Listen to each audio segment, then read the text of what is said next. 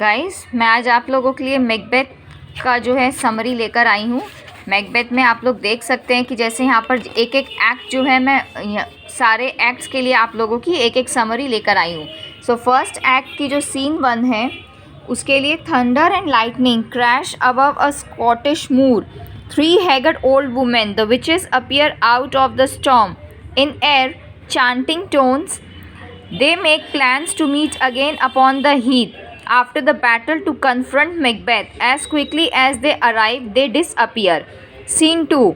At a military camp near his palace at Fords, King Duncan of Scotland asks a wounded captain for news about the Scots battle and the Irish battle with the Irish invaders who are led by the rebel MacDonald.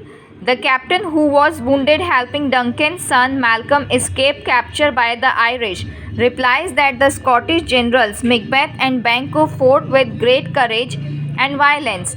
The captain then describes for Duncan how Macbeth slew the traitorous MacDonald. As the captain is carried off to have his wounds attended to, the Thane of Ross, a Scottish nobleman, enters and tells the king that the traitorous Thane of Cawdor has been defeated and the army of Norway repelled. Duncan decrees that the Thane of Cawdor be put to death and that Macbeth, the hero of the victorious army, be given Cawdor's title. Ross leaves to deliver the news to Macbeth. Scene 3. On the heath near the battlefield, thunder rolls and the three witches appear. One says that she has just come from killing swine, and another describes the revenge she has planned upon a sailor whose wife refused to share her chestnuts. Suddenly a drum beats and the third witch cries that Macbeth is coming. Macbeth and Banquo, on their way to the king's court at Fords, come upon the witches and shrink in horror at the sight of the old woman. Banquo asks whether they are mortal, noting that they don't seem to be inhabitants of the earth. He also wonders whether they are really women, since they seem to have beards like men. The witches hail Macbeth as Thane of Glamis, his original title, and as Thane of Cawdor. Macbeth is baffled by this second title, as he has not yet heard of King Duncan's decision. The witches also declare that Macbeth will be king one day. Stunned and intrigued, Macbeth presses the witches for more information, but they have turned their attention to Banquo, speaking in yet more riddles. They call Banquo lesser than Macbeth and greater and not so happy, yet much happier.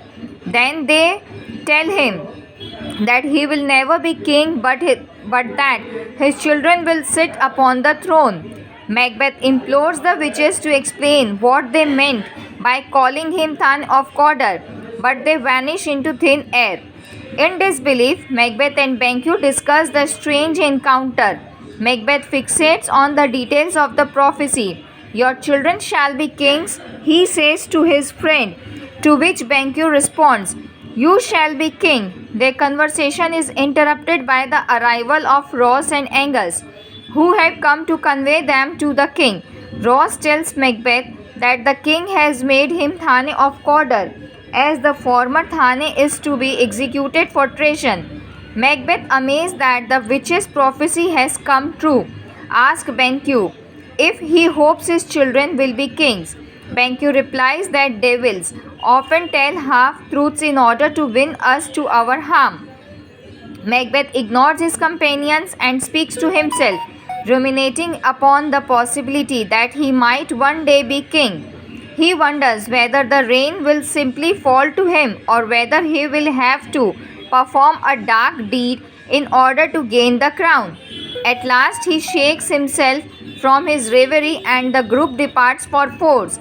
As they leave, Macbeth whispers to Banquo that at a later time he would like to speak to him privately about what has transpired. Scene 4.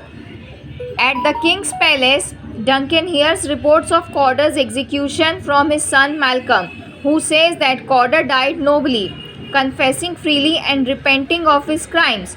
Macbeth and Banquo enter with Ross and Angus. Duncan thanks the two generals profusely for their heroism in the battle and they profess their loyalty and gratitude toward Duncan. Duncan announces his intention to name Malcolm the heir to his throne. Macbeth declares his joy but notes to himself that Malcolm now stands between him and the crown. Plans are made for Duncan to dine at Macbeth's castle that evening, and Macbeth goes on ahead of the royal party to inform his wife of the king's impending arrival. Scene 5. In Inverness, Macbeth's castle, Lady Macbeth reads to herself a letter she has received from Macbeth. The letter announces Macbeth's promotion to the Thraniship of Cawdor and details his meeting with the witches. Lady Macbeth murmurs that she knows Macbeth is ambitious but fears he is too full of the milk of human kindness to take the steps necessary to make himself king. She resolves to convince her husband to do whatever is required to seize the crown. A messenger enters and informs Lady Macbeth that the king rides towards the castle and that Macbeth is on his way as well. As she awaits her husband's arrival, she delivers a famous speech in which she begs, "You spirits that tend on mortal thoughts, unsex me here and fill me from the crown to the toe top full of direct cruelty." She resolves to put her natural femininity aside so that she can do the bloody deeds necessary to seize the crown. Macbeth enters and he and his wife discuss the king's forthcoming visit. Macbeth tells his wife that Duncan plans to depart the next day, but Lady Macbeth declares that the king will never see tomorrow. She tells her husband to have patience and to leave the plan to her. Scene 6. Duncan, the Scottish lords and their attendants arrive outside Macbeth's castle. Duncan praises the castle's pleasant environment and he thanks Lady Macbeth, who has emerged to greet him, for her hospitality. She replies that it is her duty to be hospitable since she and her husband owe so much to their king. Duncan then asks to be taken inside to Macbeth, whom he professes to love dearly. Scene 7. Inside the castle, as oboes play and servants set a table for the evening's feast, Macbeth paces by himself, pondering his idea of assassinating Duncan. He says that the deed would be easy if he could be certain that it would not set in motion a series of terrible consequences. He declares his willingness to risk eternal damnation, but realizes that even on earth, bloody actions return to plague the inventor. He then considers the reasons why he ought not to kill Duncan. Macbeth is Duncan's kinsman, subject, and host. Moreover, the king is universally admired as a virtuous ruler. Macbeth notes that these circumstances offer him nothing that he can use to motivate himself. He faces the fact that there is no reason to kill the king other than his own ambition, which he realizes is an unreliable guide. Lady Macbeth enters and tells her husband that the king has dined and that he has been asking for Macbeth. Macbeth declares that he no longer intends to kill Duncan. Lady Macbeth, outraged, calls him a coward and questions his manhood. "When you durst do it," she says, "then you were a man." He asks her what will happen if they fail. She promises that as long as they are bold, they will be successful. Then she tells him her plan. While Duncan sleeps, she will give his chamberlains wine to make them drunk, and then she and Macbeth can slip in and murder Duncan. They will smear the blood of Duncan on the sleeping chamberlains to cast the guilt upon them.